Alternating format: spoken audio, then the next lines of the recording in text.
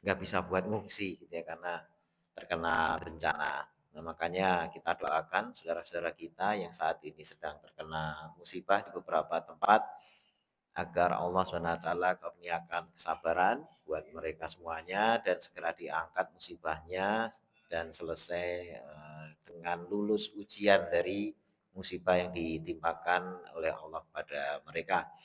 Kita lanjutkan pada sore hari ini kajian Riyadhus Shalihin bab al-mubadarati ilal khairat, ya, bab bersegera berlomba-lomba kepada kebaikan. Kemarin hadis nomor 1 sudah kita baca, sekarang masuk yang kedua, asani. An Abi Sirwa'ah bi kasrisin al-muhmalah wa fathiha. Abi Sirwa'ah itu adalah dengan kasrohnya sin al-muhmalah. Muhmalah itu yang tidak bertitik. Jadi sin yang tidak bertitik maksudnya ya sin biasa, bukan shin gitu ya. Jadi di kasroh wafat hiha. Ada juga yang membacanya dengan fatkah abi sarwa'ah.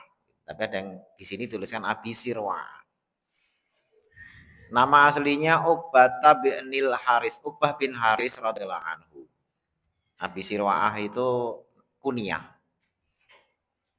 Kala beliau berkata, sholat itu aku sholat waro'an Nabi Sallallahu Alaihi Wasallam di belakang Nabi Sallallahu Alaihi Wasallam bil Madinah di Madinah. Al asro sholat asar. Fasalama maka beliau bersalam. Jadi selesai sholatnya salam.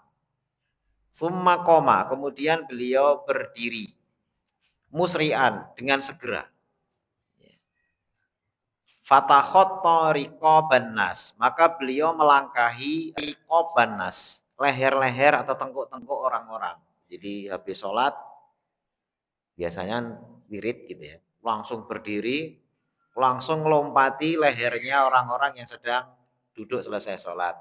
Ila ba'di hujari nisaihi, beliau pergi ke sebagian kamar-kamar dari istri-istri beliau, maksudnya ke salah satu kamar dari salah satu ya hujar salah satu dari kamar istri-istri beliau. Jadi masuk ke satu kamar. Fafazi'a maka fafazi'an nas maka pada khawatir ya terkejut orang-orang min sir'atihi dari ketergesaan beliau. Kan buru-buru. Fa kharaja alaihim maka beliau keluar kepada mereka. Keluar dari kamar tadi. Faro'a annahu qad ajibu. Faro'a maka beliau melihat annahu bahwasanya para sahabat itu mereka itu qad ajibu sungguh heran. Ini enggak biasanya. Biasanya wiritan dulu kok ini tiba-tiba jegaki berdiri terus melompatin orang gitu ya. Ini apa ini gitu ya. Qala maka beliau bersabda, "Zakartu aku ingat syai'an sesuatu min tibrin." Min tibrin itu dari tibrin itu emas urai atau emas ya peringkilan-peringkilan emas. Ya. Indana yang di sisi kami, maksudnya milik kami. Yang ada di sisi kami gitu ya. Fakari itu maka aku tidak suka ayah bisa nih bahwasanya menghalangiku atau menahanku. Fa'amar tu bikis matihi, maka aku memerintahkan untuk membaginya. Rawahul Bukhari, meriwayatkan hadis ini Imam Bukhari. Wa fi riwayatin lahu, dan dalam satu riwayat lainnya, kuntu khallaftu, sungguh aku telah meninggalkan fil baiti di rumah, maksudnya di salah satu kamar. Jadi rumah beliau itu memang kamar gitu ya, bilik. Tibron, satu emas urai atau tadi yang potongan-potongan emas tadi itu ya. Minas sodakoh, dari sedekah. Nah ini ternyata uang sedekah berupa emas-emas kecil-kecil gitu ya. Fakari itu maka aku tidak suka ayat abai. Sebentar. Abai tahu bahwasanya aku menginapkannya. Ya, menginapkan. Jadi tinggal ya kan ada istilah mabit, nginep gitu ya. Jadi Di sini disebutkan an abayitahu, bahwasanya harta tadi itu nginep. Pengennya beliau itu ya sedekah langsung segera dibagi. Jadi tidak sampai nginep gitu ya. Kalau kita kan sedekah bisa berminggu-minggu nginep, bukan hanya sehari tapi berminggu-minggu, berbulan-bulan. Ini Rasul ya. Kemudian disebutkan atibru, ya, yang disebut dengan tibru itu adalah qit'u zahabin au fiddah, potongan emas atau perak. Kan ada uang dinar, ada uang dirham. Dinar itu uang emas tapi timbangannya tertentu. Ya, jangan dibayangkan duitnya itu sudah duit kayak duit seratusan, yang bunter. Enggak, dulu itu ya emas itu peringkilan tapi beratnya seragam. Ya, satu dinar itu sekian gram gitu kan. Kalau kalau dirham ya bentuknya perak, ya sekian gram juga. Itu mata uangnya gitu. Itu Nabi ingat ada peringkilan-peringkilan disebut dinar juga kok kurang gitu ya, peringkilan-peringkilan kecil ya, bukan potongan emas dan perak. Itu yang disedekahkan orang, dititipkan beliau, beliau tidak ingin nginap. Nah, ini terkait sama babnya, bahwasanya beliau ketika diamanai sedekah, ya kan beliau yang mengurus Baitul Mal. Ada yang titip dana, sedekah dan sebagainya. Itu tidak suka kalau dana itu nginep. Ya, yang kita tahu ada satu masjid di Indonesia ini di Jogokarian sana itu yang sudah praktek seperti itu. Jadi kasnya itu kalau diumumin selalu kosong gitu ya. Diumumin berapa ini kumpul ya, kosong. Ya bukan kosong itu enggak ada infak, bukan. Infak banyak dilaporkan sekian juta, tapi sudah dibelanjakan, wah laporannya ini ya sekian juta, terus saldo kosong. Nah, itu susah itu. Bikin seperti itu tuh susah. Ya, karena membuat orang percaya untuk sedekah itu satu hal, ya. Terus membelanjakan itu juga satu hal, ya. Mungkin ada orang dipercaya, dana masuk. Tapi kadang-kadang dana masuk itu bingung mau belanjain kemana. Gitu kan, yang akhirnya duit itu berputar. Nah, Nabi salah satu contohnya juga seperti itu, tipe yang tidak ingin harta itu nginep lama-lama. Makanya ketika sholat biasanya beliau wirid dulu karena keingat gitu ya. Ini menunjukkan sholat pun juga ada ingat yang lain gitu ya. Sholat pun ada ingat yang lain itu wajar gitu ya. Terus berarti nggak khusyuk? Bukan, itu tidak mengurangi kekhusyuan. Ya, Nabi pun juga ada ingat kayak gitu juga. Begitu salam ingat berdiri gitu ya, langsung lompat gitu kan. Ya itu wajar-wajar saja. Apakah batal? Tidak. Ya tidak membatalkan sholat. Ingat sesuatu akhirnya pikiran kita lompat apa itu tidak membatalkan sholat. Hanya berkurang. Ya berkurang kekhusyuan, berkurang konsentrasi gitu ya. Dan kalau tidak hati-hati ya kita bisa lupa ya terhadap sholatnya. Baik lupa rokaatnya atau lupa entah yang lain-lainnya gitu ya. Jadi akhirnya tadi 3 apa 4, di 2 atau 3 dia akhirnya kebanyakan atau kekurangan. Jadi beliau ingat terus langsung dikeluarkan. Nah, sahabat kemudian nanya, "Ini apa sih Rasul kok tergesa?" "Oh, ini tadi ada emas segera dibelanjakan." Jadi al-mubadarah al-mubadirah berlomba-lomba kepada kebaikan itu seperti itu, bersegera ya, bersegera kepada kebaikan. Kalau memang ada sesuatu yang bisa segera kita belanjakan, belanjakan. Ya, karena duit muter itu lebih membawa kebermanfaatan.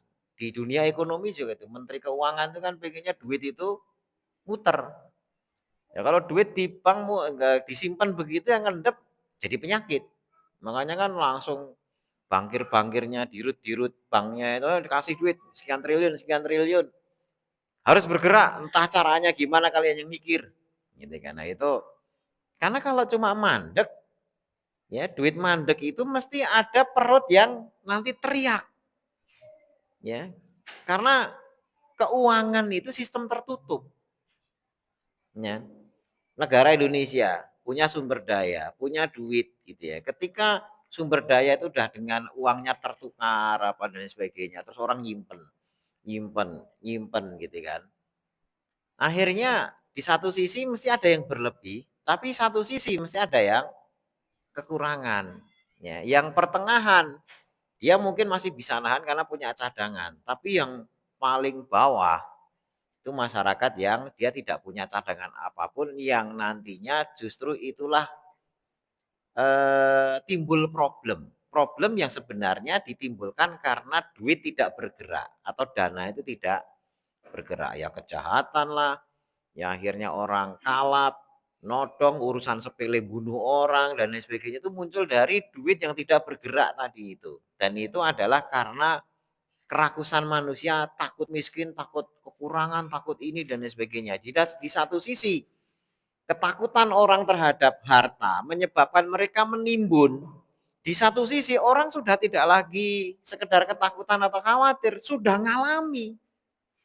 Kalau orang-orang kaya kan cuma khawatir miskin, khawatir lapar, khawatir nggak punya duit. Yang di bawah itu benar-benar sudah tidak lagi kekhawatiran karena sudah nyata. Ya. Nggak punya duit dan sebagainya sudah nyata. Nah makanya Nabi itu memberi contoh.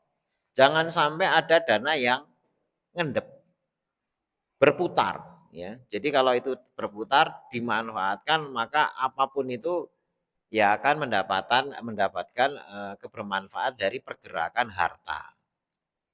Selanjutnya, hadis nomor 3 asalis, An Jabir radhiyallahu anhu. Qala beliau berkata, qala rajulun lin Nabi. Berkata seseorang laki-laki kepada Nabi sallallahu alaihi wasallam yauma Uhudin. Pada hari Uhud. Ara'aita, apa pendapatmu ya Rasulullah? In kutil tuh jika aku terbunuh. Fa'aina ana, maka di manakah tempat saya?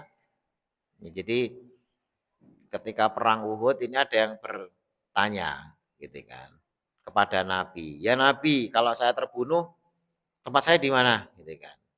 Kola bersabda Nabi, fil jannah, di surga. Gitu ya. Jawabannya tegas, di surga. Ya, ini kalau Nabi yang ngomong kan berarti sudah lihat yang goib gitu ya. Fa'alqa tamarotin, maka dia melempar kurma-kurma kunna fiyadihi yang ada di tangannya. Jadi lagi makan kurma, itu tanya, ya Nabi saya kalau perang ini terbunuh, saya di mana? Di surga apa neraka? Dia di surga. Ya udah, dibuang kurmanya. Summa kotala hatta kutila. Kemudian dia berperang sampai kemudian terbunuh. Jadi terbunuh syahid maksudnya. Muttafaqun alaihi. Ada yang menambahkan kisahnya itu ketika beliau lagi makan gitu istirahat dari peperangan. Ya Rasul, saya kalau maju perang sekarang ini kalau mati gimana? Ya kamu di surga. Wah, masih ada kurma deh. Ah tanggung mau masuk surga ngapain ngabisin kurma? Nunggu waktu lama amat dibuang kurmanya terus dia pergi. Karena kalau sudah diomongi surga itu apaan kurma rasanya ya gitu-gitu aja. Ya kemarin pernah gitu. Sekarang juga pernah. Surga yang belum pernah gitu kan. Ya kelamaan kalau makan kurma ini kelamaan udah dibuang kurmanya langsung pergi gitu ya. Kalau ada orang yang terlalu ini, wah itu berarti mubazir. Lawang bandingannya surga kok dianggap mubazir itu gimana? Gitu ya. Jadi apa namanya lempar kurmanya itu karena dia bersegera kepada yang lebih baik yang dijanjikan oleh Allah yakni surga. Ini tipe sahabat gitu ya. Kalau kita kan kadang-kadang surga, waduh. Tapi harus perang ya Nabi. Kalau nggak perang gimana? Gitu. Jadi modelnya kalau saya perang ini gimana? Surga gitu kan. Tapi harus perang ya. Kalau selain selain perang aja lah. Pokoknya saya yang selain perang gitu. Itu nawar. Ya. Itu model kita gitu ya. Ya sudah ada surga yang lain gitu ya. Bulan Ramadan gitu kan. Malah ada pintu yang khusus. Nah, nanti insya Allah kita dapat dari sana. Tapi apakah mudah? Enggak juga. Ya, berat sebulan penuh nahan hawa nafsu. Kalau nahan lapar dan haus itu paling gampang. Puasa itu paling gampang nahan lapar, nahan haus. Yang paling susah itu nafsu. Ya, karena nafsu itu tidak hanya makan dan minum. Nafsu itu yang ngomong, gibah, ya nipu, ya kemudian ya segala macam yang jelek-jelek itu dari nafsu. Karena innan nafsa la amaratum bisu. Nafsu itu selalu memerintahkan kepada yang buruk. Itu surat Yusuf. Ya. Surat Yusuf di pas ayat pas rukuknya itu. Ya, pas pergantian bukan rukuk, pergantian juz gitu ya. Juz 12 apa berapa itu ya. Itu innan nafsa la amaratum bisu. Nafsu itu selalu memerintahkan yang buruk. Nah, itu nahan itu paling susah. Kalau lapar haus mah nggak usah orang beriman, orang kafir juga sering. Ya. Nah, lapar nahan haus. Wah, saya udah gemuk, saya mau diet, wah akhirnya lapar haus. Ya itu banyak yang ngerjain, nggak usah nyari pahala juga banyak orang yang diet, nggak makan, nggak minum, lapar haus. Tapi yang paling susah di bulan Ramadan itu nahan hawa nafsu yang tadi itu macam-macam nafsu gibah, nafsu pengen ngomong yang jelek dan lain sebagainya. Ya godaannya yang paling berat justru itu. Secara syariat puasanya nggak batal, tapi yang paling repot itu kalau pahalanya yang batal. Ya pahalanya yang batal. Karena ada batal puasa dan ada batal pahala puasa. Nah, kita khawatirnya itu adalah puasa kita nggak ada yang batal karena memang tidak makan minum, tidak jima gitu ya. Tetapi pahalanya batal semua. Nah, ini yang repot karena pintunya tidak akan terbuka. Yaitu janji Allah tentang surga dengan puasa pun jadi akhirnya lewat saja karena ya pahalanya lewat juga gitu ya. Berikutnya hadis nomor 4. Ar-Rabi'u yang keempat. An Abi Hurairah. Dari sahabat Abu Hurairah radhiyallahu anhu qala beliau berkata. Ja'a rajulun datang seorang ila Nabi sallallahu alaihi wasallam pada Nabi sallallahu alaihi wasallam faqala beliau berkata. Ya Rasulullah wahai Rasulullah ayu sedekah azamu ajron. Sedekah yang mana yang azamu ajron yang lebih besar pahalanya? Ini sama-sama sedekah, tapi sedekah yang tipe gimana yang pahalanya paling besar. Kola, beliau bersabda. Ini siapa Nabi ini diperhatikan ini ya. An bahwasanya tasoddaqo bahwasanya engkau bersedekah atau bersedekah wa anta sahihun. Sedangkan engkau itu dalam keadaan sehat. Ya, kondisinya dalam keadaan sehat, bugar, ya. Syahihun, syahih itu dalam keadaan kikir. Jadi pas sehat-sehatnya, pas kikir-kikirnya. Tahsyal fakro, dan dalam keadaan paling takut fakir, gitu. Khawatir gitu ya. Khawatir terhadap kefakiran. Watakmul gina, dan sedang berharap pengen kaya. Sedang ya mungkin lagi nabung, lagi apa ngumpul-ngumpulin harta, sedang berharap pengen jadi kaya. Jadi sedang sehat-sehatnya, sedang kikir-kikirnya, terus takut miskin, dan sedang berharap jadi kaya. Nah sedekah saat itu adalah yang paling besar pahalanya. Walatum hil hatta idza balagotil hulkum. Wala dan janganlah tumhil, engkau menunda hatta sehingga balagotil hulkum telah sampai ke apa namanya hulkum itu ke tenggorokan. Kulta, engkau berkata, li fulan kata. Ini buat si fulan itu sekian ya, tolong dibagiin. Wali fulan kata dan buat si fulan itu sekian gitu ya. Wakot dan sungguh karena adalah harta itu li fulan sudah miliknya si fulan ahli warisnya. Udah mau mati gitu. Sudah mau jatuh ke ahli waris itu udah pindah. Ini kok baru dibagi-bagi gitu ya. Muttafaqun alaihi hadis riwayat sahih sahih Bukhari Muslim. Al-hulkum itu majaron nafs, jalan nafas. Hulkum itu jalan nafas itu nyawanya sudah sampai ke situ. Sedangkan almari itu majrot to'am wasyarab, itu jalan makanan dan minuman. Ya kalau kedokteran itu jalan nafas itu trachea. Ya trachea atau tenggorokan. Tapi kalau jalan makanan tuh kerongkongan. Ya, kerongkongan itu jalan makan tuh beda. Ya beda. Jadi kalau dokter itu biasanya kalau mau masukin selang makan, yang lewat hidung gitu ya, selang makan, itu hati-hati ya. Karena makanan tidak boleh masuk paru paru. Itu harus harus tahu jalurnya. Ya tiba-tiba masuk, perutnya kok masih kosong, ternyata masuk blepek ke paru paru. Wah, itu bahaya itu. Ya. Jadi ini beda jalan. Baik, jadi ini tentang sedekah, di mana sahabat ini bertanya sedekah yang terbaik itu yang gimana? Justru adalah dalam keadaan sehat. Bukan sudah stroke mati separuh, udah mau mati gitu ya, sudah dokter udah angkat tangan, terus sudah tolong ini dibagi, ini dibagi. Nah, pas sehat, pas seger buger gitu ya.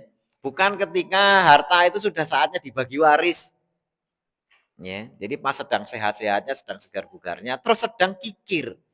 Karena orang kikir itu kok tiba bisa mengalahkan kikirnya, itu dahsyat. Makanya di ayat itu sebutkan wa mayyuqashuha nafsihi faulaika humul muflihun. Barang siapa yang bisa memerdekakan dirinya dari syuh, wa mayyuqashuha nafsihi. Barang siapa yang bisa membebaskan dirinya dari syuh. Syuh itu kekikiran dirinya. Faulaika humul muflihun. Maka dia adalah orang yang menang. Ya. Jadi syahih itu kekikiran. Jadi sedang kikir-kikirnya kok mau sedekah. Wah itu sedekahnya top. Kemudian tahsyal fakro. Nah sedang takut miskin. Wah duit cuma segini dibagi gitu ya. Dulu masih inget banget itu temen SMA itu cerita itu ya. Waktu itu duit 1.000 itu banyak gitu ya. Zamannya duit 1.000 itu banyak gitu. Jajan 1.000 gitu kan. Biasanya dapat apa-apa ya. Tapi menurut dia 1.000 nggak kenyang. Tiba-tiba temennya bagi dong gitu kan. Lagi nggak ini nggak punya ini. Wah duit cuma 1.000 makan nggak kenyang kok dibagi gitu kan. Sedekah-sedekah apa gitu kan. Nah itu temen yang kebetulan kerohanian waktu itu ya. Negur.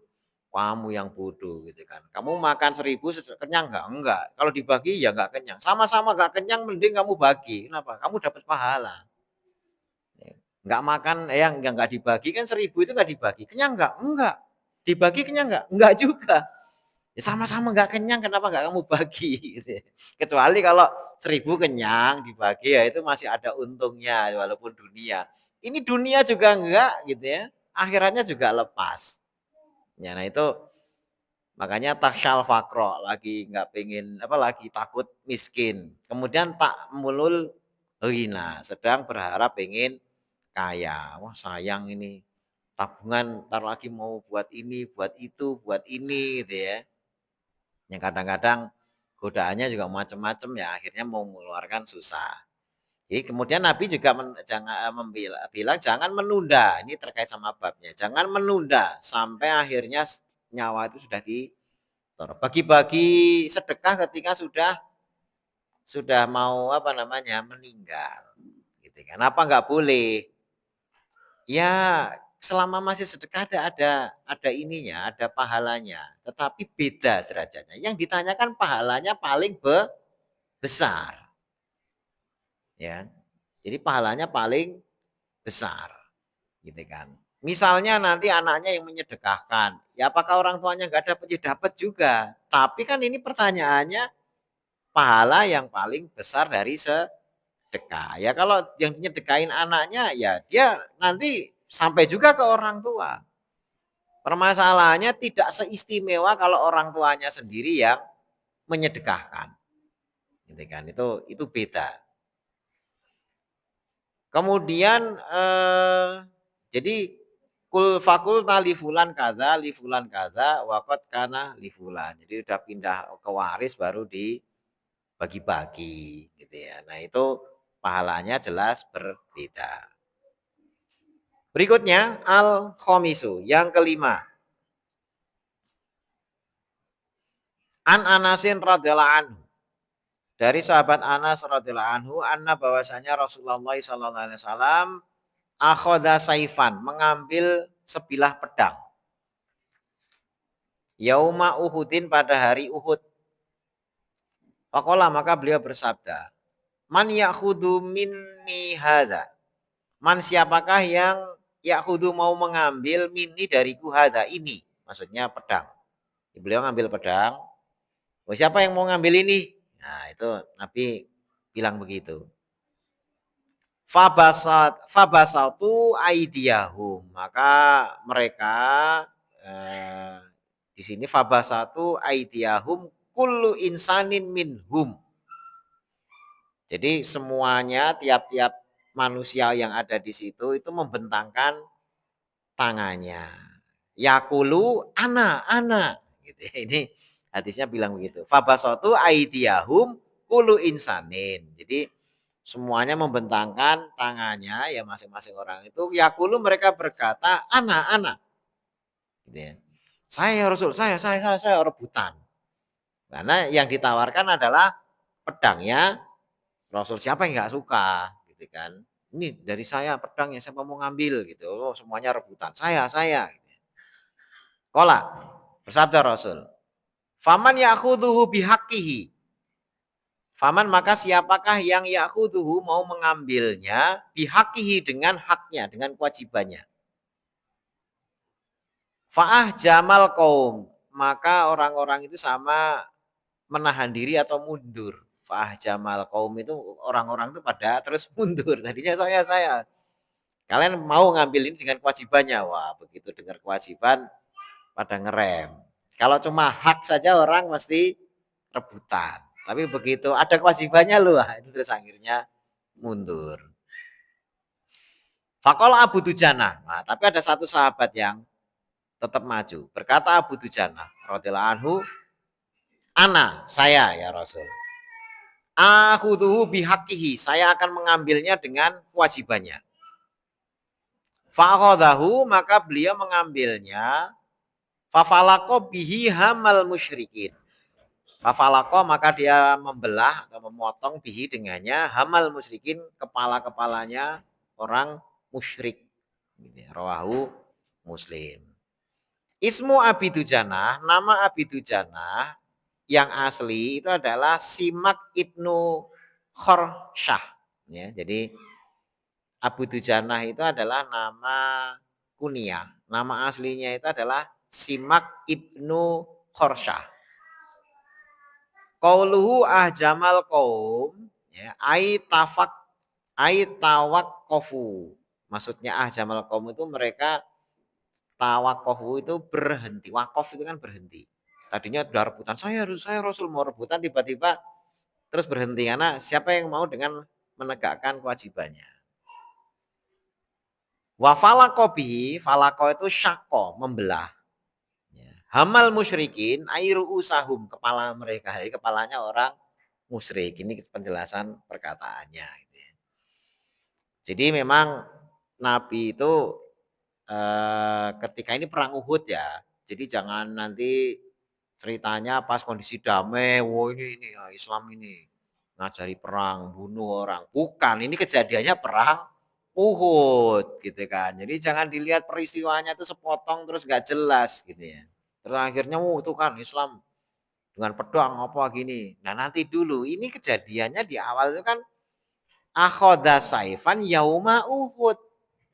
Perang Uhud itu yang meneror siapa? Orang musyrik. Ya kalah Badar, ya itu mereka mau balas dendam. Akhirnya mereka membentuk pasukan. Ya orang beriman kan membela diri. Ya, jadi hadis-hadis begini ini harus diketahui dulu latar belakangnya. Jangan terus ngajari pedang, ngajari bunuh, ngajari apa. Bukan, ini kejadiannya perang Uhud. Ya. Jadi karena dikepung tentara musyrik waktu itu 3.000-an. Muslimin itu berapa ratus, paling 1.000 ya, masih tetap 1.000 lawan 300, hampir sama, 3 kali lipatnya. Ya, 1.000 lawan 3.000-an. Jadi ya harus berstrategi. Nabi itu kemudian kan nih ada pedang, siapa yang mau ambil? Ya kalau cuma ngambil tok rebutan karena pedang dari Nabi. Tapi jangankan kok pedang ya, Nabi ngeludah saja direbut gitu ya. Nabi wudhu itu nggak pernah air wudhunya itu mendarat, sudah jadi rebutan. Nah, apalagi ditawari pedang, ya orang rebutan. Tapi begitu siapa mau menegakkan ini dengan haknya, ambilin dengan haknya, baru satu orang. Ya, di riwayat yang lebih lengkap, ya Abu Dujanah ini ngambil. Nah, terus dengan ngambil, beliau itu berjalan gagah, gagah tapi berlagak. Ya berlagak, jadi apa ya namanya ya? Ya petentang-petenteng gitu kan. Sambil bawa pedangnya itu. Ini hadis yang lebih panjang. Ambil pedangnya gaya gitu kan. Wah, ini dapat dari Nabi gitu ya, wajar lah gitu. Tapi gayanya petentang-petenteng. Nabi itu bilang, gaya berjalan yang paling saya benci ya gaya ini. Itu langsung dikomentari. Gaya berjalan yang paling saya benci adalah gaya berjalan seperti ini, kecuali ketika perang. Ya. Kecuali ketika apa? Perang. Nah, kalau perang tuh memang harus petentang-petenteng. Harus kelihatan gagah. Ya, tapi jadi kalau kegiatan biasa, jalan biasa itu jalan yang dilarang karena kelihatan membanggakan diri, petentang-petenteng, sombong gitu ya. Tapi karena ini perang, ya beliau bilang gaya berjalan begini ini paling saya benci. Tapi ini boleh karena perang. Ya, makanya perang pun disebutkan di satu bab di Sahih Bukhari ada al-harbu khad'atun. Perang itu tipu daya. Ya, perang itu tipu daya. Jadi petentang-petenteng, kelihatan mau nyerbu dari depan ternyata lewat belakang. Ketika kelihatannya ke utara ternyata dari selatan tuh gaya Nabi itu begitu kalau perang. Nah, terus juga ketika perang dibolehkan menyemir apa namanya rambut kalau warnanya putih dan semirnya itu hitam. Dianjurkan bagi yang sudah beruban disemir, semirnya hitam ketika perang. Kenapa? Biar kelihatan muda-muda. Jangan sampai kelihatan musuh ini bangkotan semua, ayo kita sikat gitu ya. Karena udah sepuh-sepuh gitu ya, udah gampang ini bangkotan semua ini gitu ya. Nah, itu makanya disemir boleh. Nah, makanya ada syariat tentang semir. Nabi itu bilang, uban itu harus dihormati. Ya, karena nanti perhiasan di hari kiamat ketika orang masuk surga, uban itu jadi perhiasan. Nah, masalahnya kalau mau menyemir silahkan. Boleh semua warna, tapi jangan hitam. Boleh semua warna, tapi jangan hitam. Kenapa? Karena kalau hitam itu jadi seperti nipu. Jadi seperti nipu. Ya karena ini udah tua, semir kelihatan muda, itu nggak boleh. Tapi kalau perang boleh karena al harbu khoda'atun. Perang itu tipu daya. Ya, itu kaidah fikihnya itu seperti itu gitu ya. Ya, jadi kalau misalnya ada tiba-tiba ngaji, oh ini kok rambutnya disemir biru, kok kayak K-pop aja gitu ya. Ya boleh-boleh aja gitu ya. Itu enggak ada masalah. Dicontohkan atau merah gitu atau yang kayak orang bule gitu kan. Ya boleh ya Nabi bilang semir aja nggak apa-apa tapi jangan hitam gitu ya. Itu perintahnya seperti itu. Makanya yang aliran mana di Sulawesi itu yang gondrong-gondrong apa rambutnya semuanya disemir merah gitu ya. Ah saya lupa nama alirannya itu ya. Yang di biasanya muncul beritanya itu ketika Ramadan atau pas Idul Fitri. Itu selalu muncul gitu ya yang di Sulawesi itu. Itu rambutnya disemir merah karena memang ada perintahnya disuruh semir merah atau yang lainnya asalkan bukan hitam.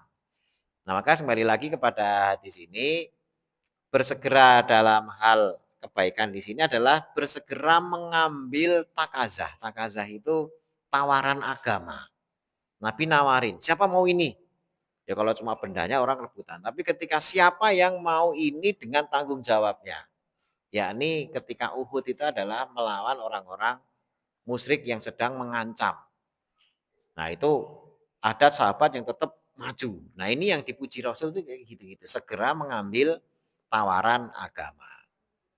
Nah kemudian beliau menuntaskan tugasnya di Uhud itu. Ada sahabat yang ketika panah itu bertebaran menyerang Nabi. Nah Abu Dujanah ini tameng hidup. Itu tubuhnya itu merangkul Nabi terus sampai punggungnya kayak landak. Karena banyak panah yang nancep di punggung beliau. Itu salah satu sahabat yang memang terkenal dalam hal keberaniannya melawan orang musyrik. Nama aslinya di sini disebutkan Simak bin Khorsyah. Berikutnya as-sadisu yang keenam. Anis Zubair, dari sahabat Zubair ibni Adi Kola. Ataina, ini berarti tabi'in ini ya. Zubair bin Adi Kola, beliau berkata, Ataina, kami mendatangi Anas bin Malik radhiyallahu anhu. Fasyakauna, maka kami melaporkan ilaihi kepadanya. Apa yang nalko kami jumpai minal hajat. Al hajat itu gubernur yang kejam. Ini di zaman pemerintahan Bani Umayyah. Ini ada gubernur kejam namanya Hajjaj bin Yusuf. Ya.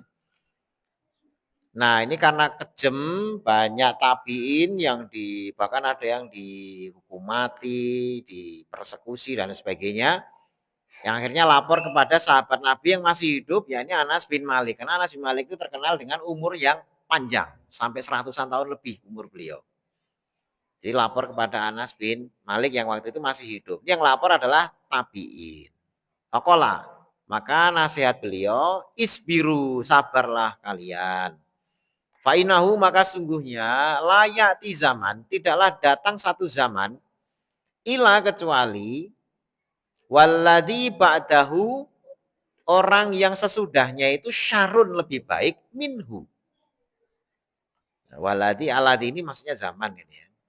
Kecuali sesudahnya itu syarun lebih buruk ya. Syarun itu lebih buruk minhu darinya. Hal hatta sehingga talkau kalian berjumpa robbakum, kepada Tuhan kalian. Sami tuhu, aku mendengarnya min nabiyikum, dari nabi kalian sallallahu alaihi wasallam. Sallallahu alaihi wasallam. Rawahul Bukhari, meriwayatkan di sini Imam Bukhari. Jadi ini suruh bersabar karena ada ketetapan layati zamanun ila walladzi ba'dahu syarun. Tidaklah satu zaman kecuali sesudahnya itu mesti lebih buruk daripada sebelumnya. Hatta talqau robbakum, sampai kalian menjumpai Tuhan. Maksudnya sampai kalian mati. Sampai nanti hari kiamat ya kejadiannya begitu terus. Sehingga di setiap zaman kalau ada yang pemerintahannya bengis, kejam, nggak adil dan sebagainya, sabar saja. Kenapa? Ya nanti berikutnya tuh lebih jelek. Yang sekarang ini malah masih mending. Ya coba aja kita ganti pemerintahan. Wah dulu malah ini begini, rejim begini, begitu ganti. Lah sama aja malah lebih buruk. Wah, besoknya lagi ganti presiden gitu. Oh gitu lagi gitu ya. Ganti lagi ya sudah. Ini sudah dari sejak zaman Anas bin Malik udah dinasihati begini. Ketemu sama gubernur yang waktu itu dianggap kejam. Karena ada satu tabiin itu yang hukuman matinya itu ngeri. Diikat begini kuda sama kuda sampai tangannya tuh lepas. Itu Hajjaj bin Yusuf itu. Jadi orangnya kejam, memang orangnya kejam. Nah, kemudian dilaporkan, kita ditawan, dianiaya dan sebagainya, cuma sabar. Udahlah, ini zaman kalian begini. Kenapa? Kalau nggak sabar, nanti zaman sesudahnya lebih buruk. Dan memang begitu. Walaupun pada zaman-zaman tertentu ada, karena Nabi pernah ditanya, sahabat Abu Hudzaifah Ibnul Yaman gitu ya. Hudzaifah Ibnul Yaman tuh bilang, nanya, gimana ya Rasulullah tentang akhir zaman? Oh, nanti akan ada zaman tuh gelap, jelek. Nah, terus ada kebangkitan. Kebangkitan baik. Tapi walaupun itu kebangkitan, maka kebangkitan kebaikan zaman itu tidak sebaik yang sekarang. Habis itu jelek lagi, jelek, buruk-buruk. Terus ada kebangkitan lagi. Tapi kebangkitan ini tidak lebih baik daripada yang sebelumnya.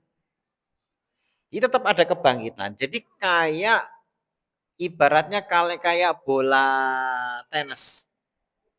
Bola tenis itu zaman terbaik itu zaman Nabi. Itu posisi paling tinggi. Terus meluncur ke bawah. Jadi jelek, terus membal. Nah, tapi membalnya itu naiknya tidak akan sebagaimana waktu posisi di awal. Nah, terus turun lagi. Ya, sampai ke paling bawah. Terus naik lagi, tapi naiknya juga tidak akan setinggi yang sebelumnya. Itu zaman tuh begitu.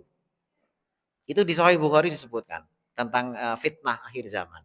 Yang nanya adalah sahabat Abu Hudzaifah Ibnul Yaman. Jadi nanti akan ada kabut, gelap, fitnah, gelap gulita yang seperti kemarin kita sudah bahas hadisnya itu ya. Tapi nanti ada kebangkitan. Ya cuma tidak lebih baik daripada sebelumnya. Jadi ya tadi itu kalau bola itu kan paling tinggi. Dek, dek, dek, dek. Ya, sampai akhirnya nggak bangkit lah, itulah kiamat. Ya, kiamat itu sudah yang terakhir itu nggak ada lagi orang menyebut asma Allah, ya udah kiamat.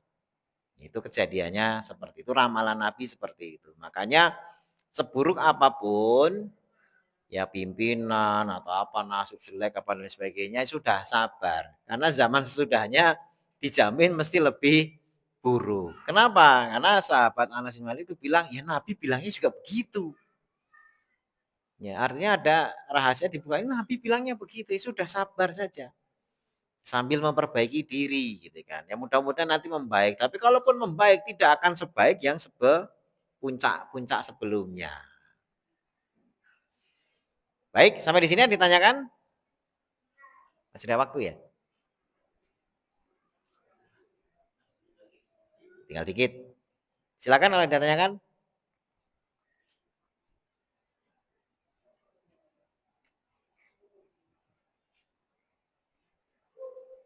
Kalau tidak ada, masih ada satu hadis lagi ya. Kita bacakan. Mudah-mudahan waktunya cukup. As-sabi'u yang ketujuh. An Abi Hurairah radhiyallahu anhu, dari sahabat Abu Hurairah radhiyallahu anhu, anna bahwasanya Rasulullah sallallahu alaihi wasallam qala, beliau bersabda, badiru bil a'mali sab'an. Bersegeralah kalian dengan amal yang 7. Ya, maksudnya amal sebelum datang 7 hal gitu ya. Hal tantaziruna, tidaklah kalian menunggu illa kecuali fakron munsian. Ya, fakron itu kefakiran, yang munsian yang melalaikan. Ya, munsian itu yang bikin lalai, nasia, lupa, melupakan. Jadi segera beramal. Karena ada 7 hal. Yang pertama, tidaklah kalian menunggu kecuali ya daripada nanti sudah jadi fakir, ya akhirnya fakir itu lupa. Au ghinan mudghian, atau kaya tapi kaya yang melampaui batas. Ya, toho itu kayak Fir'aun itu. Mudghian itu kelakuannya melampaui batas. Kalau miskin jadi lupa, begitu kaya melampaui batas. Jadi segera beramal, miskin ya nanti lupa, kaya jadi melampaui batas. Au maradhan mufsidan, atau sakit yang merusak. Mumpung sehat pakai untuk ibadah. Karena kalau sudah nanti stroke dan sebagainya nggak bisa ngapa-ngapain. Kulhu aja bisa lupa. Al-Fatihah lupa, waduh repot itu. Ya itu bencana paling besar. Ya begitu udah stroke, ya Al-Fatihah aja lupa, Al-Fatihah nggak inget. Ya. Kulhu aja nggak bisa. Nah kalau sudah kayak gitu gimana mau zikir apa itu susah. Itu bisa, stroke itu bisa mengalami. Makanya marodon mufsidan, sakit yang merusak. Au haroman mufnidan, atau haram-haraman itu usia yang sangat tua, mufnidan, yang bikin pikun. Ya, pikun. Pikun itu sholat aja harus diingeti, ini apa, ini asar apa, maghrib apa, isya apa, bingung. Ya, terus ketika sholat loh, harusnya 3 cuma 2, harusnya 2 malah 3 gitu ya. Wah bahaya gitu ya. Makanya jangan nunggu-nunggu, segera beramal sebelum tua yang akhirnya pikun. Au mautan mujahizan, atau kematian yang sekonyong-konyong, yang tiba-tiba. Ya sudah, kalau mati selesai. Ya. Awid dajjal, atau tiba atau datangnya dajjal. Fasarun ghaibin yuntazor, seburuk-buruk hal yang gaib yang ditunggu. Jadi jangan sampai nunggu dajjal turun. Kalau dajjal turun sudah susah, karena kebaikan dan keburukan itu orang susah mengenali. Saking pinternya dajjal mengamuflase buruk jadi tampak baik, baik jadi tampak buruk. Itu kerjaannya dajjal. Atau as-saah, kiamat. Fasah, maka kiamat itu adha, ya lebih dahsyat, wa amar, dan lebih pahit. Maksudnya kecelakaannya dan kedahsyatannya itu lebih gitu ya untuk kiamat ini. Rawahu Tirmidzi wa qala hadisun hasan. Jadi intinya segera beramal, jangan nunggu miskin yang akhirnya lupa, jangan nunggu kaya, lo pas lagi miskin jangan nunggu kaya udah amal pas miskin.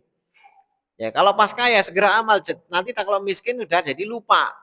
Ya, tadi sudah niat punya duit, wah nanti saya pengen begini, pas punya duit, begitu miskin lupa. Ya. Atau pas miskin, ya niat begini-begini segera kerjakan. Ya, karena kalau lupa, kalau sudah kaya itu biasanya melampaui batas. Ya. Kemudian segera ketika sehat, kalau sakit itu rusak. Mumpung sehat kerjakan. Mumpung muda kerjakan. Kalau sudah tua nanti pikun. Ya, mumpung masih apa namanya ya, di sini masih hidup. Mautan mujhizan. Jadi jangan sampai datang kematian yang tiba-tiba atau dajjal. Kalau sudah dajjal, wah ini zaman sekarang ini mungkin dajjal sudah keluar kita cuma nggak tahu aja gitu ya, sehingga orang antara kebaikan keburukan itu nggak jelas gitu ya. Kemudian fasa atau kiamat. Ya, kalau kiamat ya sudah selesai. Demikian, mudah-mudahan bermanfaat dan mudah-mudahan kita dimudahkan untuk bersegera beramal, tidak nunggu-nunggu, memanfaatkan waktu yang ada apapun kondisinya, sehingga di setiap waktu kita dipenuhi dengan amal-amal kebaikan. Allahumma amin. Kita tutup doa kafaratul majelis. Subhanakallahumma bihamdika asyhadu an la ilaha illa anta astaghfiruka wa atubu ilaik. Assalamualaikum warahmatullahi wabarakatuh.